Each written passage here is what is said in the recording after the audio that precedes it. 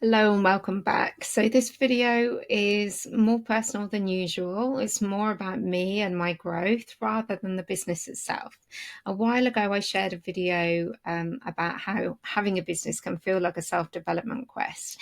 And this sits along the same kind of theme. And last week, I talked about the three biggest mistakes that I've made in my business and what they've taught me. And this week, I want to share something a little different, and that's the three non-businessy things that have helped me most in my business. So firstly, it's understanding myself. Over the past 8 years, which has been how long I've been in my business, I've been quite on a journey of self-discovery. And so some of what I've learned I already had an inkling about before I started my business, and other things have revealed themselves along the way. And having my own business really shone a light on who I am, how I work, and what it is that I need. And so I don't know if you resonate with that too, whether you in your business are recognizing things about yourself, truths about yourself showing up in how you are in your business. I think that definitely happens way more in a business than it does if you're doing a normal job. So over the years, I've discovered that I'm a highly sensitive person. I did already know that before I before I set up my business, but understanding what that means for me and how it shows up became just deeper as I created my business. And over the past few years, I've also come to realize that I'm neurodivergent, and that understanding um, and how it shows up for me, that's been really transformative in me understanding how I show up in the world and what things I need to thrive. So I've also explored different tools and frameworks that help me to understand myself more deeply. And so things like human design and astrology, that are not business tools in any traditional sense, but they've helped me to notice things about myself. And that I think anything that helps you know yourself more helps you in your business. Especially if you have a small business like mine, a heart-led business that has meaning for you, understanding yourself becomes the most important business skill that there is, I think. I've also found it incredibly helpful to look at my patterns of behaviour and the way that I show up in the world, and the things that I've learned from society and the things that I've learned from my upbringing, and the way that I live life based on those things has just been really interesting. And one book that really helped me is this one. It's Radical Awakening by Dr. Shibali. I'm not sure how to pronounce her surname actually, but I'm just going to call her Dr. Shibali, and Radical Awakening. And this book really helped me to encourage me to look at those patterns and reflect on how I behave and see how those patterns of behavior affect my choices and my relationships, and also therefore the outcomes of those. And so that's the first thing, understanding myself, structure, patterns of how I behave, and the essence of who I am in my core. And the second non-businessy thing that has helped me in my business is accepting myself. Oh, it's a tough one. And all of these things are not things that I can say, I have got there, I'm there now. These are just a process. They're ongoing, it's a journey. But accepting myself fully and completely is something I'm still very much working on. But oh God, it's one thing to know who you are, but another thing to allow yourself to be that person without constantly trying to fit in and keep up and change yourself. And for me, this means leaning into my strengths and finding support where I need it, not judging myself for the fact that I do need support in those areas, just non-judgmentally going in seeking support where I need it.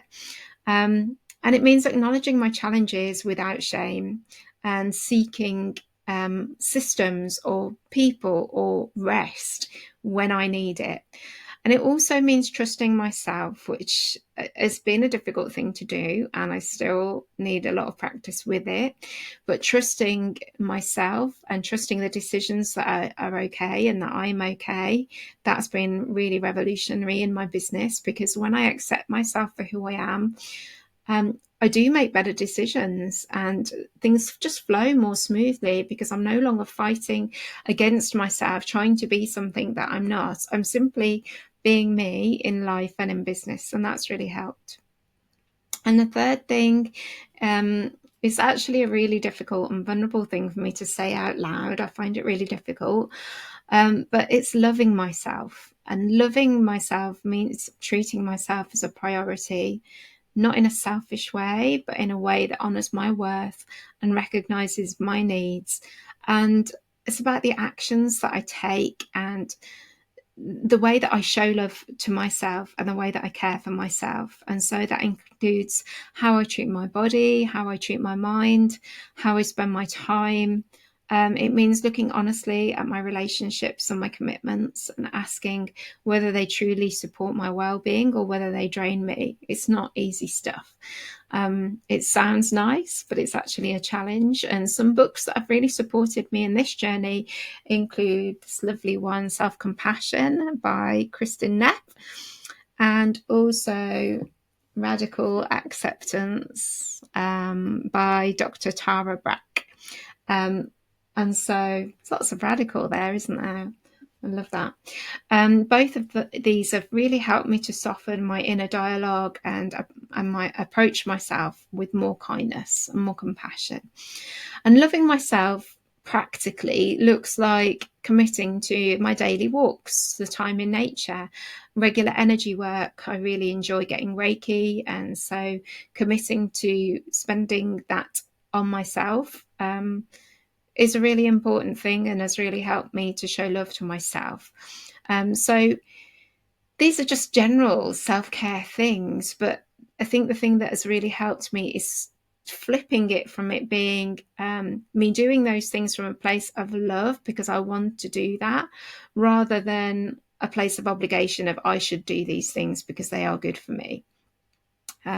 Doing things because I want to do them rather than because I should do them. It just changes everything for me. And so, with all of this in mind, and in the spirit of loving myself and giving myself what I need, I'm taking a little break. And so there won't be a new blog or video from me for the next 2 weeks. And that's because I'm going to give myself a little bit of extra time this autumn half term. Normally I only take 1 week off, but this half term I'm taking 2. And that's because I have a big training coming up. I'm delivering the wellbeing journey. I had to really think about what it was called then. I obviously do need some time. And I want to give myself the best possible chance I can to create it in a grounded and calm and cared for place. And so for the next 2 weeks, I won't be sending a video or a blog, but I will be back in your inbox or on this channel in November. And so that's all from me for now. One thing that I really hope that you take from this is that the best thing that you can do for your business might not be business related at all. And sometimes the most powerful work that happens quietly in understanding yourself and in accepting yourself and loving yourself just as you are.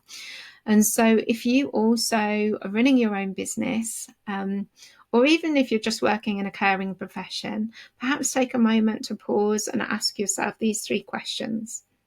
How well do I truly know myself, my needs, my patterns, my preferences? Where could I offer myself more compassion or acceptance? And what might it look like to show myself love throughout my actions? And maybe you could set a little goal for yourself to act with more love this week and set some things in your calendar. And you might be surprised by how much clarity and ease can flow in your work when you start by caring for you and knowing yourself and trusting yourself. It could be that you're way ahead of me and you're watching all of this and going, well, yeah, obviously this is really obvious basic stuff. But I just wanted to share my perspective from my experience, because that's all I can speak to, in the hope that it helps you with something in some small way. Thanks for watching. I'd love to know your feedback and your thoughts about this video.